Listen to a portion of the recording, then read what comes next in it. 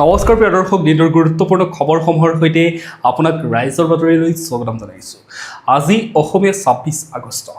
প্ৰিয় দৰ্শক, বাতৰিসমূহ আৰম্ভ কৰাৰ আগতে আপুনি যদি আমাৰ চেনেলটোত প্ৰথমবাৰ আহিছে অনুগ্ৰহ কৰি চেনেলটো ছাবস্ক্ৰাইব কৰি লওক, লগতে নটিফিকেশ্যন বেল আইকনটো প্ৰেছ কৰি হওক যাতে প্ৰতিদিনে আপোনালোকে আমাৰ নিউজৰ আপডেটসমূহ লাভ কৰি থাকে আৰু ভিডিঅ'টো এটা লাইক কৰি দিবলৈ নাপাহৰিব। এতিয়া আমি প্ৰথমটো খবৰলৈ। মোদী শ্বি জিনপিঙৰ নেতৃত্বত ভাৰত চীন সম্পৰ্কত এক ইতিবাচক দিশ। বেইজিঙত অজিত ডোভালৰ গুৰুত্বপূৰ্ণ মন্তব্য। ভাৰত আৰু চীনৰ মাজৰ সম্পৰ্ক ক্ৰমাৎ স্বাভাৱিক অৱস্থালৈ ঘূৰি আহিছে বুলি মন্তব্য কৰিছে ৰাষ্ট্ৰীয় নিৰাপত্তা উপদেষ্টা অজিত ডোভালে। মঙলবাৰে বেইজিঙত চীনৰ বৈদেশিক মন্ত্ৰী তথা পলিটব্যুৰোৰ সদস্য ৱাং ইৰ সৈতে ভাৰত চীন সীমা বিষয়ক বিশেষ প্ৰতিনিধি অৰ্থাৎ স্পেচিয়েল ৰিপ্ৰেজেণ্টেটিভছৰ পৰ্যায়ৰ এখন 25 সংখ্যক বৈঠকত অংশগ্ৰহণ কৰি ডোভালে এই মন্তব্য কৰে। ডোভালৰ মতে প্ৰধানমন্ত্ৰী নৰেন্দ্ৰ মোদী আৰু চীনৰ ৰাষ্ট্ৰপতি শ্বি জিনপিঙে দুয়োখন দেশৰ সম্পৰ্কক এক স্পষ্ট আৰু ইতিবাচক দিশ প্ৰদান কৰিছে। তেওঁ কয় যে যোৱা এটা বছৰত দুয়োখন দেশৰ সম্পৰ্ক ধীৰে ধীৰে এতিয়া স্বাভাৱিক হৈছে আৰু সীমান্ত অঞ্চলসমূহত শান্তি আৰু স্থিৰতা বজাই ৰখাৰ ফলতে এই পৰিৱৰ্তন সম্ভৱ হৈছে। বৈঠকত দুই পক্ষই সীমান্ত অঞ্চলত শান্তি আৰু স্থিৰতা অধিক শক্তিশালী কৰাৰ উপায় সন্দৰ্ভত বিস্তৃতভাৱে আলোচনা কৰে। ডোভালে কয় যে আগন্তুক ব্ৰিক্স সন্মিলনৰ প্ৰেক্ষাপটত এই বৈঠক বিশেষভাৱে গুৰুত্বপূৰ্ণ এখন বৈঠক। ইফালে চীনৰ বৈদেশিক মন্ত্ৰী ৱাং ইয়ে কৈছে যে সুস্থ আৰু স্থিৰ ভাৰত চীন সম্পৰ্ক দুয়োখন দেশৰ জনসাধাৰণৰ বাবেও মৌলিক স্বাৰ্থৰ সৈতে জড়িত এটা বিষয়। তেওঁ পাৰস্পৰিক বিশ্বাস বৃদ্ধি, যোগাযোগ শক্তিশালী কৰা আৰু মতভেদসমূহ সঠিকভাৱে পৰিচালনা কৰাৰ ওপৰত গুৰুত্ব প্ৰদান কৰে। উল্লেখযোগ্য যে 12 ছেপ্টেম্বৰত নতুন দিল্লীত অনুষ্ঠিত হ'বলগীয়া ব্ৰিক্স সন্মিলনত চীনৰ ৰাষ্ট্ৰপতি শ্বি জিনপিঙে অংশগ্ৰহণ কৰাৰ কথা আছে। এতিয়া আমি পৰৱৰ্তী খবৰটোলৈ। 48 ঘণ্টাৰ ভিতৰত সাহায্য নিদিলে গুৱাহাটীলৈ যাত্ৰা। চৰকাৰক অখিল গগৈৰ কঠোৰ সকিয়নি প্ৰদান। শিৱসাগৰত বানপানীৰ সাহায্য বিতৰণত হোৱা বিলম্বৰ অভিযোগক লৈ ৰাইজৰ দলৰ সভাপতি তথা শিৱসাগৰ সমষ্টিৰ বিধায়ক অখিল গগৈয়ে অসম চৰকাৰৰ 48 ঘণ্টাৰ এক সময়সীমা বান্ধি দিছে। মঙলবাৰে শিৱসাগৰ বৰ্ডিং খেলপথাৰত অনুষ্ঠিত এক বৃহৎ প্ৰতিবাদী সমাৱেশৰ পিছত তেওঁ কৈছে যে বানপীড়িত বহু পৰিয়ালে এতিয়াও চৰকাৰে ঘোষণা কৰা জৰুৰী সাহায্য লাভ কৰা নাই। গগৈৰ দাবী অনুসৰি বানপীড়িত প্ৰতিটো পৰিয়ালক কমেও 10 লাখ টকাৰ ক্ষতিপূৰণ দিব লাগে। ব্যৱসায়ী আৰু দোকানীসকলকো বানত হোৱা ক্ষতিৰ বাবে আৰ্থিক সাহায্য দিয়াৰ দাবী জনায় অখিল গগৈয়ে। অন্যথা বহু পৰিয়াল 25ৰ পৰা 30 বছৰ পৰ্যন্ত পিছুৱাই যাব বুলি তেওঁ মন্তব্য কৰে। লগতে বান পৰিস্থিতি অধিক ভয়াৱহ কৰাৰ অভিযোগত উত্থাপন কৰি অবৈধ খনন আৰু বালি পাথৰ খন্দাৰ বিৰুদ্ধে কেন্দ্ৰীয় তদন্ত ব্যুৰো অৰ্থাৎ CBIৰ তদন্তৰ দাবী কৰে অখিল গগৈয়ে। তেওঁ সকীয়াই দিয়ে যে 48 ঘণ্টাৰ ভিতৰত যদি সাহায্য নাপায় তেতিয়াহ'লে গুৱাহাটী অভিমুখে গণযাত্ৰা আৰম্ভ হ'ব আৰু প্ৰয়োজন হ'লে মুখ্যমন্ত্ৰীৰ কাৰ্যালয় পৰ্যন্ত ঘেৰাও কৰা হ'ব। এতিয়া আমি পৰৱৰ্তী খবৰটোলৈ। বান সাহায্যত এক ডাঙৰ অনিয়মৰ অভিযোগ। বিজেপি বিধায়কৰ সমষ্টিতে সৰ্বাধিক লোকে পাইছে দুবাৰকৈ 15,000 টকা। বানপীড়িত লোকসকলৰ বাবে চৰকাৰে আগবঢ়োৱা আৰ্থিক সাহায্যৰ ধন বিতৰণক লৈ ৰাজ্যত পুনৰ এক অনিয়মৰ অভিযোগ উত্থাপন হোৱা দেখা গৈছে। প্ৰকাশ পোৱা তথ্য অনুসৰি একাংশ বানপীড়িত লোকৰ বেংক একাউণ্টত চৰকাৰে ঘোষণা কৰা 15,000 টকাৰ সাহায্য দুবাৰকৈ জমা হোৱাৰ অভিযোগ উত্থাপন হৈছে। প্ৰতিবেদনখনত উল্লেখ কৰা তথ্য অনুসৰি এনেধৰণৰ একাধিক ঘটনা পোহৰলৈ আহিছে আৰু ইয়াৰ ভিতৰত এটা বিজেপিৰ বিধায়কৰ সমষ্টিত সৰ্বাধিক লোকৰ একাউণ্টত দুবাৰকৈ 15,000 টকা জমা হোৱাৰ তথ্য পোৱা গৈছে বুলি প্ৰতিবেদনখনত দাবী কৰা হৈছে। প্ৰতিবেদনখনত বিভিন্ন বেংকৰ একাউণ্টৰ তথ্যও তালিকাভুক্ত কৰা আছে। ইয়াৰ জৰিয়তে বান সাহায্য বিতৰণ প্ৰক্ৰিয়াত তথ্য পৰীক্ষা আৰু ধন হস্তান্তৰ ব্যৱস্থাত কিবা ত্ৰুটি বা অনিয়ম হৈছিল নেকি সেইলৈও প্ৰশ্ন উত্থাপন হোৱা দেখা গৈছে। উল্লেখযোগ্য যে বানপীড়িত পৰিয়ালক চৰকাৰে 15,000 টকাকৈ আৰ্থিক সাহায্য প্ৰদান কৰিছে। এতিয়া একাংশ লোকক দুবাৰকৈ ধন লাভ কৰাৰ সেই অভিযোগে সাহায্য বিতৰণ ব্যৱস্থাটোত স্বচ্ছতা আৰু নিৰীক্ষণক লৈ এক নতুন বিতৰ্কৰ সৃষ্টি কৰা দেখা গৈছে। এতিয়া আমি পৰৱৰ্তী খবৰটোলৈ। শিলচৰত অসম সচিবালয়। এতিয়াৰ পৰা বৰাকৰ পৰাই চলিব 32টাকৈ গুৰুত্বপূৰ্ণ বিভাগ। প্ৰিয় দৰ্শক, আপোনালোক কোনে কোনে আমাৰ বৰাক উপত্যকাৰ পৰা আমাৰ ভিডিঅ' চাই আছে কমেণ্টত লিখি জনাব। বৰাক উপত্যকা আৰু ব্ৰহ্মপুত্ৰ উপত্যকাৰ সমবিকাশৰ লক্ষ্যৰে অসম চৰকাৰে গ্ৰহণ কৰিছে এক গুৰুত্বপূৰ্ণ সিদ্ধান্ত। বৰাক উপত্যকাত থকা মিনি সচিবালয়ৰ নাম সলনি কৰি অসম সচিবালয় বৰাক উপত্যকা কৰা হৈছে। মুখ্যমন্ত্ৰী ডক্টৰ হিমন্ত বিশ্ব শৰ্মাই জনোৱা মতে ৰাজ্য চৰকাৰৰ মুঠ 59টা বিভাগৰ ভিতৰত 32টা বিভাগৰ কাম কাজ এতিয়াৰ পৰা শিলচৰত থকা অসম সচিবালয়ৰ পৰাও পৰিচালনা কৰাৰ হ'ব বুলি তেওঁ ঘোষণা কৰিছে। ইয়াৰ ফলত বৰাক উপত্যকাৰ লোকসকলে বহু চৰকাৰী সেৱা নিজৰ অঞ্চলতে এতিয়া সহজে লাভ কৰাৰ সুযোগ লাভ কৰিব। 21 আগষ্টত জাৰি কৰা অধিসূচনাখন তাৎক্ষণিকভাৱে কাৰ্যকৰী কৰা হৈছে। ইয়াৰ অধীনত মুখ্যমন্ত্ৰী সচিবালয়, সাধাৰণ প্ৰশাসন, কৃষি, স্বাস্থ্য আৰু পৰিয়াল কল্যাণ, লোক নিৰ্মাণ, গৃহ আৰু নগৰ পৰিক্ৰমা, ৰাজহ আৰু দুৰ্যোগ ব্যৱস্থাপনা, পঞ্চায়ত আৰু গ্ৰামোন্নয়ন, পৰিবহণ, জলসম্পদ, উচ্চ শিক্ষা, বিদ্যালয় শিক্ষা, শক্তি, বন আৰু পৰিৱেশ, খাদ্য আৰু অসামৰিক যোগানকে ধৰি কেইবাটাও গুৰুত্বপূৰ্ণ বিভাগ এই সচিবালয়ত অন্তৰ্ভুক্ত কৰা হৈছে। মুখ্যমন্ত্ৰীয়ে কয় যে বৰাক আৰু ব্ৰহ্মপুত্ৰ উপত্যকাৰ সমবিকাশ নিশ্চিত কৰাৰ বাবে এয়া চৰকাৰে গ্ৰহণ কৰা বহু পদক্ষেপৰ ভিতৰত এটা অন্যতম পদক্ষেপ। এতিয়া আমি পৰৱৰ্তী খবৰটোলৈ জাতিগত লোকপিয়লক লৈ কেন্দ্ৰক চাপ, প্ৰশ্নাৱলী বাতিল কৰি নতুন প্ৰশ্নাৱলীৰ দাবী খাৰ্গে আৰু ৰাহুলৰ। জাতিগত লোকপিয়ল অৰ্থাৎ কাষ্ট সেন্সাছ অধিক সঠিক আৰু ফলপ্ৰসূভাৱে সম্পন্ন কৰাৰ দাবীত প্ৰধানমন্ত্ৰী নৰেন্দ্ৰ মোদীলৈ যৌথভাৱে পত্ৰ প্ৰেৰণ কৰিছে ৰাজ্যসভাৰ বিৰোধী দলপতি মল্লিকাৰ্জুন খাৰ্গে আৰু লোকসভাৰ বিৰোধী দলপতি ৰাহুল গান্ধীয়ে। দুয়োগৰাকী নেতাই বৰ্তমান জাতিগত লোকপিয়লৰ প্ৰশ্নাৱলী বাতিল কৰি নতুন প্ৰশ্নাৱলী প্ৰস্তুত কৰাৰ বাবে দাবী জনাইছে। তেওঁলোকৰ মতে নতুন প্ৰশ্নাৱলী প্ৰস্তুত কৰাৰ সময়ত ৰাজনৈতিক দল, বিশেষজ্ঞ আৰু সাধাৰণ নাগৰিকৰ মতামত গ্ৰহণ কৰিব লাগে। খাৰ্গে আৰু ৰাহুল গান্ধীয়ে জাতিৰ নামৰ বিভিন্ন ৰূপ, উপজাতি আৰু ভাষাভেদে ব্যৱহৃত পৃথক নামৰ বাবে একেটা জাতি যাতে বহু নামেৰে পৃথকে নথিভুক্ত নহয় তাৰ বাবে জাতিৰ এখন মানক তালিকা বা ড্ৰপ ডাউন তালিকা ব্যৱহাৰৰ পৰামৰ্শ প্ৰদান কৰে।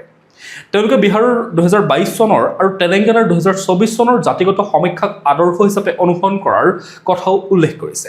নেতৃত্বই লগতে কৈছে যে শিক্ষা, নিয়োগ, কল্যাণমূলক আঁচনি আৰু সামাজিক ন্যায়ৰ বাবে সঠিক জাতিগত তথ্য অতি গুৰুত্বপূৰ্ণ। লগতে বৰ্তমানৰ শব্দৱলীত বেকৱাৰ্ড ক্লাছ শব্দটো নথকাৰ বিষয়টো উত্থাপন কৰি OBC জনসংখ্যাৰ সঠিক তথ্য সংগ্ৰহত ইয়াৰ প্ৰভাৱ পৰিব পাৰে বুলি তেওঁলোকে দাবী কৰে। কংগ্ৰেছ নেতা জয়ৰাম ৰমেশে এইখন প্ৰধানমন্ত্ৰীলৈ দলটোৰ তৃতীয়খন পত্ৰ বুলি উল্লেখ কৰিছে। এতিয়া আমি পৰৱৰ্তী খবৰটোলৈ। স্কুলত হিজাব পিন্ধিব পাৰিবনে? এলাহাবাদ উচ্চ ন্যায়ালয়ৰ গুৰুত্বপূৰ্ণ ৰায়। স্কুলৰ ইউনিফৰ্মৰ সৈতে হিজাব পিন্ধিবলৈ অনুমতি বিচাৰি এগৰাকী ছাত্ৰীয়ে দাখিল কৰা এখন লেখ আবেদন অকাৰ্য কৰিছে এলাহাবাদ উচ্চ ন্যায়ালয়ে।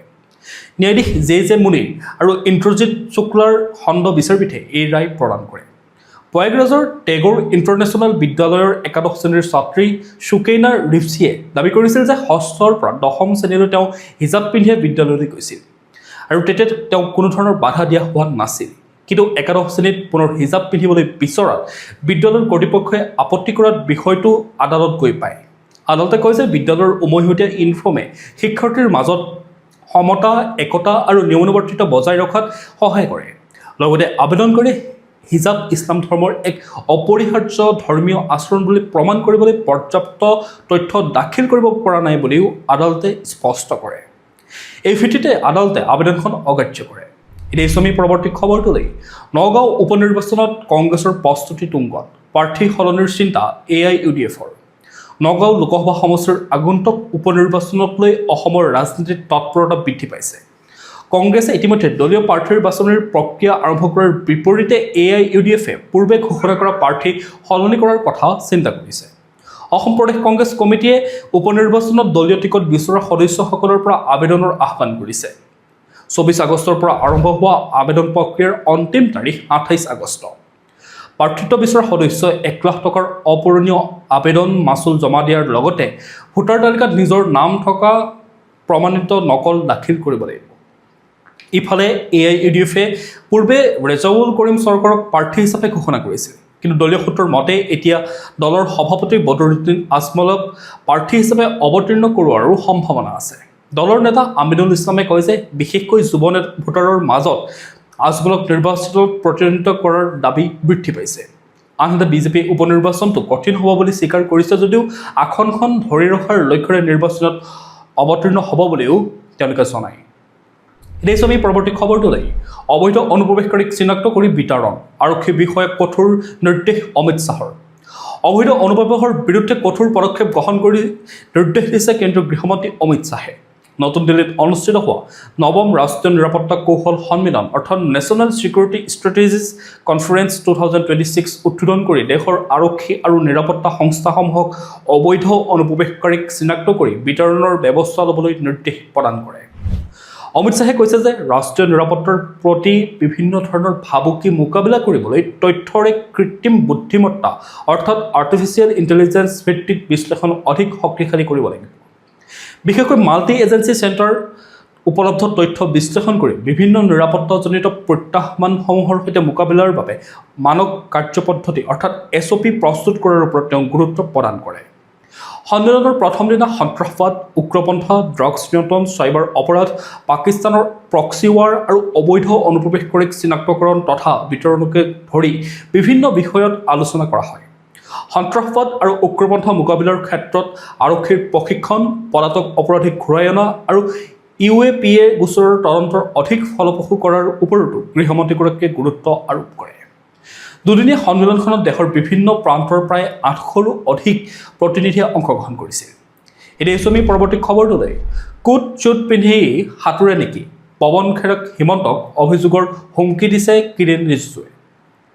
অৰুণাচল প্ৰদেশৰ এখন নদীত সাঁতুৰি থকা এটা ভিডিঅ'ক কেন্দ্ৰ কৰি কেন্দ্ৰীয় মন্ত্ৰী কিৰেণ ৰিজিজু আৰু কংগ্ৰেছ নেতা পৱন খেৰৰ মাজত এটা সামাজিক মাধ্যমত তীব্ৰ বাকযুদ্ধ আৰম্ভ হোৱা দেখা গৈছে। পৱন খেৰে ৰিজিজুৰ সাঁতোৰৰ ভিডিঅ' শ্বেয়াৰ কৰি কটাক্ষ কৰিছিল যে ৰাহুল গান্ধীয়ে বিজেপি নেতাসকলক যথেষ্ট অস্বস্তিত পেলাইছে। ইয়াৰ উত্তৰত ৰিজিজুৱে খেৰৰ মন্তব্যক অশালীন বুলি অভিহিত কৰি কয় যে অৰ্ধনগ্ন সাঁতোৰ সম্পৰ্কে এনে মন্তব্য অব্যাহত ৰাখিলে তেওঁ অসমৰ মুখ্যমন্ত্ৰী হিমন্ত বিশ্ব শৰ্মাক অভিযোগ জনাব।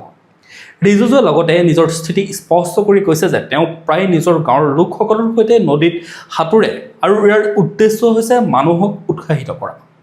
তেওঁ দাবী কৰে যে গাঁৱৰ মানুহৰ সৈতে থাকোঁতে তেওঁৰ মনত ৰাহুল গান্ধীৰ কোনো চিন্তাই নাথাকে। উল্লেখযোগ্য যে এই বিতৰ্কৰ সূচনা হৈছিল অৰুণাচলৰ নদীত ৰিজিজুৰ সাঁতোৰৰ ভিডিঅ' প্ৰকাশৰ পিছতে। ইয়াৰ পূৰ্বেও ৰিজিজু আৰু ৰাহুল গান্ধীৰ মাজত ব্যায়াম আৰু ফিটনেছক লৈ বিভিন্ন সময়ত ৰাজনৈতিক বাক বিনিময় বাকযুদ্ধ হোৱা দেখা গৈছিল। এতিয়া আমি পৰৱৰ্তী খবৰটোলৈ দিহিং পাটকাইত পখিলাৰ অভিলেখ। সন্ধান 165 প্ৰজাতিৰ 37টাকৈ বিপন্ন চিনাক্ত। অসমৰ দিহিং পাটকাই ৰাষ্ট্ৰীয় উদ্যানত শেহতীয়াকৈ জৈৱ বৈচিত্ৰ্য আৰু পখিলা অনুসন্ধানত 165টা প্ৰজাতিৰ পখিলা চিনাক্ত কৰা হৈছে। ইয়াৰে 37টা প্ৰজাতিক বিপন্ন অৰ্থাৎ এণ্ডেঞ্জাৰ্ড হিচাপে চিনাক্ত কৰা হৈছে। এই তথ্যই দিহিং পাটকাইৰ সমৃদ্ধ জৈৱ বৈচিত্ৰ্য আৰু বৰ্ষাৰণ্যৰ পৰিৱেশ তন্ত্ৰৰ গুৰুত্ব পুনৰ উজ্বলাই তুলিছে। 28ৰ পৰা 31 জুলাইলৈ অনুষ্ঠিত হোৱা 4ৰ্থ সংখ্যক দিহিং পাটকাই জৈৱ বৈচিত্ৰ্য আৰু পখিলা অনুসন্ধান কাৰ্যসূচীত জয়পুৰ, লক্ষীপথাৰ আৰু চৰাইপুং ৰেঞ্জৰ লগতে চুবুৰীয়া অৰুণাচল প্ৰদেশৰ দেওমালী অঞ্চলতো অনুসন্ধান চলোৱা হৈছিল। মুখ্যমন্ত্ৰী ডক্টৰ হিমন্ত বিশ্ব শৰ্মাই সামাজিক মাধ্যমত এই তথ্য প্ৰকাশ কৰি কৈছে যে 165টা প্ৰজাতিৰ পখিলাৰ ভিতৰত 37টা হৈছে বিপন্ন প্ৰজাতি। সংৰক্ষণৰ ফলত দিহিং পাটকাইত বিৰল প্ৰজাতিসমূহৰ বাবে এক সুৰক্ষিত বাসস্থান গঢ় লৈ উঠিছে বুলি তেওঁ উল্লেখ কৰে। উল্লেখযোগ্য যে দিহিং পাটকাই 2021 চনত ৰাষ্ট্ৰীয় উদ্যানৰ মৰ্যাদা লাভ কৰিছিল। এই অঞ্চলত 200ৰো অধিক পখিলা আৰু 200ৰো অধিক চৰাইৰ প্ৰজাতি নথিভুক্ত হৈছে। এই অনুসন্ধানত শিক্ষাৰ্থী, গৱেষক, প্ৰকৃতিপ্ৰেমী আৰু সংৰক্ষণ কৰ্মীসকলে অংশগ্ৰহণ কৰিছিল। এতিয়া আমি পৰৱৰ্তী খবৰটোলৈ 3400টা লিপষ্টিকৰ কিচেৰে গাড়ী সজাই ভাইৰেল হ'ব বিচাৰিছিল। শেষত আৰক্ষীৰ জৰিমনা। ভাইৰেল হোৱাৰ আশাত নিজৰ বগা ছুইফ্ট গাড়ীখনত প্ৰায় 3400টা লিপষ্টিকৰ চুমাৰ দাগ আঁকি বিপদত পৰিল মধ্যপ্ৰদেশৰ গোৱালিয়ৰৰ এজন যুৱক। ছ'চিয়েল মিডিয়াত ভিডিঅ' ভাইৰেল হোৱাৰ পিছতে বিষয়টো গোৱালিয়ৰ ট্ৰেফিক আৰক্ষীৰ নজৰত পৰে। আৰক্ষীৰ মতে গাড়ীখন চহৰৰ ৰাস্তাত চলি থকা অৱস্থাতে ভিডিঅ'টো ছ'চিয়েল মিডিয়াত ভাইৰেল হৈছিল। ইয়াৰ পিছতে ভিডিঅ'টোৰ তথ্যৰ ভিত্তিত আৰক্ষীয়ে গাড়ীখনৰ মালিকক চিনাক্ত কৰে। গাড়ীৰ মালিক আদিত্য চিকোৱাৰে আৰক্ষীক জনোৱা মতে এগৰাকী মহিলা বন্ধুৱে অনলাইনত চলি থকা এটা ট্ৰেণ্ড দেখি এইদৰে গাড়ী সজোৱাৰ পৰিকল্পনা কৰিছিল। গাড়ীখনত লিপষ্টিকৰ দাগ দিবলৈ প্ৰায় 3.5 ঘণ্টা সময়ৰ প্ৰয়োজন হৈছিল আৰু লিপষ্টিকৰ নামত 800ৰ পৰা 900 টকা খৰচ কৰা হৈছিল। পিছত আৰক্ষীয়ে গাড়ীখন পৰীক্ষা কৰি মটৰ ভেহিকল আইন অনুসৰি 5500 টকাৰ চালান কাটে। যুৱকজনে জৰিমনা পৰিশোধ কৰাৰ লগতে আৰক্ষী থানাতে গাড়ীখনৰ পৰা সকলো লিপষ্টিকৰ দাগ পৰিষ্কাৰ কৰে। নিজৰ ভুল স্বীকাৰ কৰি ভৱিষ্যতে ট্ৰেফিক নিয়ম মানি চলিব আৰু তেওঁ এনে কাম পুনৰ নকৰিব বুলি আৰক্ষীক আশ্বাস প্ৰদান কৰে। এতিয়া আমি পৰৱৰ্তী খবৰটোৰ মাজলৈ 2047ৰ বিকশিত ভাৰতৰ সন্মুখত এতিয়া ডাঙৰ প্ৰশ্ন। 8.7 কোটি যুৱক যুৱতী শিক্ষা, চাকৰি আৰু প্ৰশিক্ষণৰ বাহিৰত। 2047 চনৰ ভিতৰত ভাৰতক বিকশিত ভাৰত হিচাপে গঢ়াৰ লক্ষ্যৰ মাজতে দেশৰ যুৱ সমাজক লৈ এক উদ্বেগজনক তথ্য প্ৰকাশ পাইছে।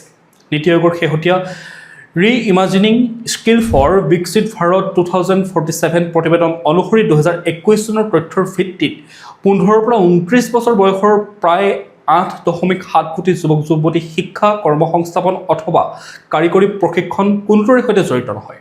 এই শ্ৰেণীক নিট বুলি কোৱা হয়। অৱশ্যে এই 8.7 কোটি যুৱক যুৱতীক অশিক্ষিত বুলি কোৱাটো সঠিক নহ'ব। নিট মানে তেওঁলোক যাৰ শিক্ষা বা চাকৰি বা প্ৰশিক্ষণ নাই। আনহাতে উচ্চ শিক্ষাৰ ক্ষেত্ৰতো দেখা গৈছে দক্ষতা আৰু চাকৰিৰ মাজত এক ডাঙৰ ব্যৱধান। প্ৰতিবেদনত উল্লেখ কৰা মতে মাত্ৰ 8.25% স্নাতকেহে নিজৰ অৰ্হতাৰ সৈতে সামঞ্জস্য থকা কামত নিয়োজিত হয়। নীতি আয়োগে এই সমস্যা সমাধানৰ বাবে বিদ্যালয়ৰ পৰাই দক্ষতা শিক্ষা, উদ্যোগভিত্তিক প্ৰশিক্ষণ, এপ্ৰেণ্টিছশ্বিপ আৰু চাকৰিৰ সৈতে সংযুক্ত শিক্ষাৰ ওপৰত গুৰুত্ব দিবলৈ পৰামৰ্শ আগবঢ়াইছে। প্ৰতিবেদনখনৰ লক্ষ্য হৈছে 2047 চনৰ ভিতৰত যুৱশক্তিক অধিক দক্ষ আৰু কৰ্মসংস্থাপনযোগ্য কৰি তোলা। এতিয়া আমি পৰৱৰ্তী খবৰটোৰ মাজলৈ এজন সন্ধানহীন আনজনৰ ৰহস্যজনক মৃত্যু। ন্যায় বিচাৰি এতিয়া গুৱাহাটীৰ ৰাজপথত দুই পৰিয়াল। গুৱাহাটীৰ ৰাজপথত একেৰাহে দুদিনত ন্যায় আৰু উত্তৰৰ দাবীত প্ৰতিবাদত নামিল দুটা পৰিয়াল। ঘটনা দুটা পৃথক হ'লেও দুয়োটা পৰিয়ালৰ অভিযোগ একেই। বহুবাৰ কৰ্তৃপক্ষৰ কাষ চাপিও তেওঁলোকে এতিয়ালৈকে লাভ কৰা নাই এটা স্পষ্ট উত্তৰ। সোমবাৰে সুৰেন ৰাজবংশী আৰু তেওঁৰ পত্নীয়ে নিজৰ একমাত্ৰ পুত্ৰ সুৰজিৎ ৰাজবংশীৰ সন্ধান বিচাৰি কুমাৰ ভাস্কৰ বৰ্মা সেতুত অনশন কৰিছিল। RG বৰুৱা মহাবিদ্যালয়ৰ চতুৰ্থ ষান্মাসিকৰ ছাত্ৰ তথা ব্লিংকিটৰ ডেলিভাৰী কৰ্মী সুৰজিৎ 29 জুনৰ পৰাই সন্ধানহীন হৈ আছে। পৰিয়ালৰ মতে সেই নিশা দুজন বন্ধুৰ সৈতে থকা সুৰজিতে মাতৃক ফোন কৰি ঘৰলৈ উভতি অহাৰ কথা কৈছিল, কিন্তু তেওঁ আৰু ঘূৰি নাহিল। পিছত তেওঁ মটৰচাইকেল আৰু হেলমেট পৰিত্যক্ত অৱস্থাত উদ্ধাৰ হয়। CCTV ফুটেজত নিশা প্ৰায় 1:55 তেওঁক সেতুৰ ওচৰত দেখা পোৱা গৈছিল বুলি পৰিয়ালে দাবী কৰে। ইফালে মঙলবাৰে ধেমাজিৰ পৰা অহা জেৰিনা বৰাই জনতা ভৱনৰ সন্মুখত পুত্ৰ ৰাকেশ বৰাৰ ৰহস্যজনক মৃত্যুৰ ন্যায় বিচাৰি প্ৰতিবাদ কৰে। 28 ফেব্ৰুৱাৰীত বগীনদীত ৰাকেশৰ মৃত্যু হৈছিল। মাতৃৰ অভিযোগ যে আৰক্ষীয়ে ঘটনাটো দুৰ্ঘটনা হিচাপে গণ্য কৰিলেও তেওঁৰ শৰীৰত আঘাতৰ চিন আছিল। দুয়োটা পৰিয়ালেই বিষয়টোৰ নিৰপেক্ষ আৰু সঠিক তদন্তৰ বাবে এতিয়া দাবী জনাইছে। এতিয়া আমি পৰৱৰ্তী খবৰটোলৈ। যিয়ে সাহস কৰে তেওঁই নেতৃত্ব দিয়ে। প্ৰথমবাৰৰ বাবে মহিলাৰ বাবে NSGৰ কমাণ্ডো প্ৰশিক্ষণ। ভাৰতৰ নিৰাপত্তা ব্যৱস্থাত মহিলাৰ অংশগ্ৰহণ আৰু সক্ষমতাৰ বৃদ্ধিৰ দিশত এক গুৰুত্বপূৰ্ণ পদক্ষেপ গ্ৰহণ কৰিছে ৰাষ্ট্ৰীয় নিৰাপত্তা গাৰ্ডে। প্ৰথমবাৰৰ বাবে মেনচাৰত থকা NSG প্ৰশিক্ষণ একাডেমীত ৰাজ্যিক আৰক্ষী বাহিনী আৰু কেন্দ্ৰীয় সশস্ত্ৰ আৰক্ষী বাহিনীৰ মহিলা কৰ্মীৰ বাবে বিশেষ কমাণ্ডো প্ৰশিক্ষণ আৰম্ভ কৰা হৈছে। মহিলা কমাণ্ডো কনভাৰ্চন কোৰ্চ নামৰ এই বিশেষ প্ৰশিক্ষণ কাৰ্যসূচী 12 সপ্তাহ ধৰি চলিব। প্ৰশিক্ষণত অংশগ্ৰহণকাৰীসকলক শাৰীৰিক সক্ষমতাৰ লগতে অস্ত্ৰৰ ব্যৱহাৰ, লক্ষ্যভেদ, কৌশলগত অভিযান আৰু পণবন্দী উদ্ধাৰ আৰু সন্ত্ৰাসবাদ বিৰোধী অভিযানৰ বিভিন্ন বিশেষ কৌশলৰ প্ৰশিক্ষণসমূহ দিয়া হ'ব। NSGৰ মতে এই পদক্ষেপৰ উদ্দেশ্য কেৱল মহিলা কৰ্মীসকলৰ ব্যক্তিগত দক্ষতা বৃদ্ধি কৰাই নহয়, বিভিন্ন নিৰাপত্তা বাহিনীৰ মাজত একেধৰণৰ পেছাদাৰী মানদণ্ড আৰু সমন্বয় শক্তিশালী কৰাও হ'ব। প্ৰশিক্ষণৰ সম্পূৰ্ণ কৰাৰ পাছত মহিলা কমাণ্ডোসকলে নিজ নিজ বাহিনীলৈ উভতি গৈ লাভ কৰা দক্ষতা আৰু অভিজ্ঞতা ব্যৱহাৰ কৰিব পাৰিব। ইয়াৰ ফলত দেশৰ সন্ত্ৰাসবাদ বিৰোধী অভিযানৰ বাবে অধিক সংখ্যক প্ৰশিক্ষিত মহিলা নিৰাপত্তাৰক্ষীৰ এক শক্তিশালী বাহিনী গঢ়ি উঠিব বুলি আশা কৰা হৈছে। NSGয়ে এই প্ৰথম মহিলা কমাণ্ডো প্ৰশিক্ষণক নাৰী শক্তিৰ বাবে এক নতুন মাইলৰ খুঁটি হিচাপে অভিহিত কৰিছে। প্ৰিয় দৰ্শক, এতিয়া জানি লওঁ হওক আজিৰ দিনটোৰ বতৰৰ বতৰা। ভাৰতীয় বতৰ বিজ্ঞান কেন্দ্ৰৰ শেহতীয়া তথ্য অনুসৰি 26 আগষ্ট 2024 বুধবাৰে অসমৰ বতৰ সাধাৰণতে মেঘাচ্ছন্ন হৈ থাকিব আৰু ৰাজ্যৰ বেছিভাগ অংশতে পাতলৰ পৰা মজলীয়া ধৰণৰ বৰষুণ বা ঢেৰেকনিৰ সৈতে বৰষুণ হোৱাৰ সম্ভাৱনা আছে আৰু দিনটোৰ সৰ্বোচ্চ তাপমাত্ৰা দেখাইছে 33 ডিগ্ৰী চেলছিয়াছ আৰু সৰ্বনিম্ন 27 ডিগ্ৰী চেলছিয়াছ। বতাহত আৰ্দ্ৰতা অধিক হ'ব। দিনটোৰ সূৰ্যোদয় হ'ব ৰাতিপুৱা 5 বজাত আৰু সূৰ্যাস্ত হ'ব আবেলি 5:49। এতিয়া তুমি ব্যৱসায় বাণিজ্য শিতানলৈ। খাদ্যৰ নামত বিষাক্ত ধতুৰাৰ গতি। এমাজন, ছুইগি, বিগ বাস্কেটৰ খাদ্য অনুজ্ঞাপত্ৰ বাতিল। অনলাইনত খাদ্য সামগ্ৰীৰ নামত বিষাক্ত ধতুৰা বিক্ৰী কৰাৰ অভিযোগত কৰ্ণাটক চৰকাৰে এমাজন, ছুইগি, ইনষ্টামাৰ্ট আৰু বিগ বাস্কেটৰ বিৰুদ্ধে কঠোৰ ব্যৱস্থা গ্ৰহণ কৰা দেখা গ'ল। চৰকাৰে তিনিওটা প্লেটফৰ্মৰ খাদ্য ব্যৱসায়ৰ অনুজ্ঞাপত্ৰ পৰৱৰ্তী নিৰ্দেশ নিদিয়া পৰ্যন্ত স্থগিত ৰাখিছে। খাদ্য সুৰক্ষা বিভাগৰ তদন্তত পোহৰলৈ আহিছে যে এই অনলাইন প্লেটফৰ্মসমূহত ধতুৰাৰ বীজ আৰু ফল খাদ্য সামগ্ৰী হিচাপে তালিকাভুক্ত কৰা হৈছিল। আনকি পেকেটত FSSAIৰ অনুজ্ঞাপত্ৰ নম্বৰ ব্যৱহাৰ কৰা হৈছিল বুলি অভিযোগ উত্থাপন হৈছে। বিষয়াসকলে জানিবলৈ দিয়া মতে এই সামগ্ৰীসমূহ গুদামত মজুত কৰি গ্ৰাহকৰ ওচৰলৈ যোগানো কৰা হৈছিল। ধতুৰা অতি এক বিষাক্ত উদ্ভিদ। ইয়াৰ বীজ বা ফল সেৱন কৰিলে দৃষ্টিশক্তি ম্লান হোৱা, হৃদস্পন্দন বৃদ্ধি পোৱা, ভ্ৰম হোৱা, মানসিক ভাৰসাম্যহীনতা হেৰুওৱা আদিৰ দৰে গুৰুতৰ সমস্যা হ'ব পাৰে, আনকি মৃত্যু পৰ্যন্ত হ'ব পাৰে। কৰ্ণাটক চৰকাৰে কোম্পানীসমূহক নিজৰ এপৰ পৰা ধতুৰাৰ সকলো তালিকা আৰু বিজ্ঞাপন আঁতৰোৱাৰ নিৰ্দেশ প্ৰদান কৰিছে। লগতে ধতুৰা যোগান ধৰা দোকানী আৰু যোগানকাৰীৰ বিৰুদ্ধেও অনুজ্ঞাপত্ৰ বাতিলকে ধৰি ব্যৱস্থা গ্ৰহণ কৰা হৈছে। এতিয়া আমি খেল জগতৰ খবৰসমূহৰ মাজতে কানকুনত ভাৰতৰ জয়ধ্বনি। ডাবলছ খিতাপ দখল শ্ৰীৰাম বালাজী আৰু অনিৰুদ্ধ চন্দ্ৰশেখৰ। মেক্সিকোৰ কানকুনত অনুষ্ঠিত কানকুন কাণ্ট্ৰি অপেন্স ডাবলছৰ শাখাত চেম্পিয়ন হৈছে ভাৰতীয় যুটি শ্ৰীৰাম বালাজী আৰু অনিৰুদ্ধ চন্দ্ৰশেখৰ। ফাইনেলত ভাৰতীয় যুটিটোৱে মেক্সিকো বেলাৰুছৰ মিগুৱেল এঞ্জেল ৰেলছ ভাৰেলা আৰু ইভান লিউটাৰেভিছৰ যুটিক 6-7, 7-6 ব্যৱধানত পৰাস্ত কৰে। প্ৰথম ছেটত দুয়োটা যুটিয়ে সমানে যুঁজ আগবঢ়ালেও অষ্টম গেমত বালাজী আৰু চন্দ্ৰশেখৰে একমাত্ৰ ব্ৰেক পইণ্ট লাভ কৰি ছেটটো 6-3 নিজৰ দখললৈ আনে। দ্বিতীয় ছেটত তীব্ৰ প্ৰতিদ্বন্দ্বিতা কৰে যদিও ট্ৰাইবেকাৰ ভাৰতীয় যুটিটোৱে 7-4 ব্যৱধানত জয় সাব্যস্ত কৰি খিতাপ নিশ্চিত কৰে। এতিয়া আমি বিজ্ঞান জগতৰ খবৰসমূহৰ মাজলৈ ৰকেটে কেতিয়াও ইচ্ছা কৰিলে মহাকাশলৈ উৰিব নোৱাৰে। লঞ্চ উইণ্ডো আচলতে কি হয়? মহাকাশ অভিযানত লঞ্চ উইণ্ডো বা উৎক্ষেপণৰ উপযুক্ত সময় হৈছে এনে এক নিৰ্দিষ্ট সময়সীমা যেতিয়া ৰকেট, পৃথিৱী আৰু যি মহাজাগতিক বস্তুৰ ফালে অভিযান চলোৱা হৈছে সেইবোৰৰ অৱস্থান আৰু গতিৰ পৰস্পৰৰ সৈতে সঠিকভাৱে মিল খায়। এই সময়ছোৱাত উৎক্ষেপণ কৰিলে মহাকাশযানখনে কম ইন্ধন ব্যৱহাৰ কৰি নিৰ্ধাৰিত কক্ষপথত উপনীত হ'ব পাৰে। উদাহৰণস্বৰূপে চন্দ্ৰই পৃথিৱীক প্ৰায় 27.3 দিনত এবাৰ পৰিভ্ৰমণ কৰে। সেই চন্দ্ৰলৈ যোৱা অভিযানৰ বাবে সাধাৰণতে প্ৰতি মাহতে উপযুক্ত লঞ্চ উইণ্ডো আহিব পাৰে।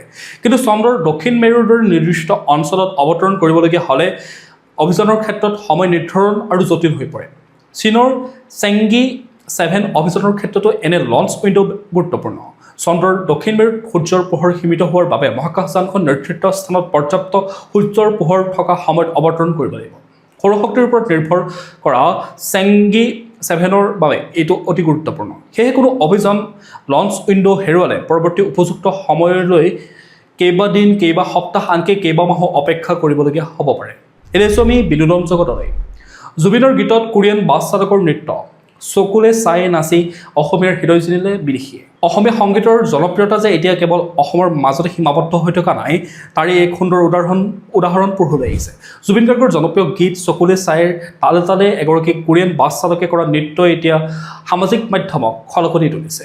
কোৰিয়াৰ কণ্টেণ্ট ক্ৰিয়েটৰ মিকি ষ্টাইল নামৰ ইনষ্টাগ্ৰাম একাউণ্টৰ পৰা ভিডিঅ'টো প্ৰকাশ পাইছিল। তেওঁ ইনষ্টাগ্ৰাম পৰিচয় অনুসৰি তেওঁ এগৰাকী কোৰিয়ান বাছ চালক। ভিডিঅ'টোত তেওঁ জুবিন গাৰ্গৰ গীতটোত তালে তালে নিজৰ বিশেষ শৈলীত নৃত্য কৰা দেখা গ'ল। ভিডিঅ'টো প্ৰকাশ পোৱাৰ পিছতে বহু অসমীয়া লোকেই কোৰিয়ান ব্যক্তিগৰাকীৰ নৃত্যৰ প্ৰশংসা কৰে। ভাষা আৰু দেশৰ সীমা অতিক্ৰম কৰি জুবিনৰ গীতে বিদেশৰ মাটিতো মানুহৰ মন জয় কৰাটোৱে অনুৰাগীসকলক আৱেগিক কৰি তোলে। উল্লেখযোগ্য যে চকুলে চাই জুবিন গাৰ্গৰ এটা জনপ্ৰিয় পুৰণি গীত আৰু হেঙুল থিয়েটাৰৰ সৈতেও গীতটোৰ বিশেষ সম্পৰ্ক আছে। গীতটোৰ কথা আৰু সুৰ হৈছিল পলাশ সূৰ্য গগৈ। এই ঘটনাই পুনৰ প্ৰমাণ কৰি তুলিলে যে সংগীতৰ কোনো সীমা নাই, সুৰে ভাষাৰ বাধা অতিক্ৰম কৰি মানুহক একেলগে নচুৱাব পাৰে। প্ৰিয় দৰ্শক, আজিৰ এইটো গুৰুত্বপূৰ্ণ খবৰসমূহ আছিল ইমানেই। আপোনালোকে যদি এতিয়াও আমাৰ চেনেলটো ছাবস্ক্ৰাইব কৰি ল'বলৈ পাহৰি গৈছে, অনুগ্ৰহ কৰি চেনেলটো ছাবস্ক্ৰাইব কৰি লওক, লগতে নটিফিকেশ্যন বেল আইকনটো প্ৰেছ কৰি ৰাখক যাতে প্ৰতিদিনে আপোনালোকে আমাৰ নিউজৰ খবৰ বা আপডেটসমূহ লাভ কৰি থাকে।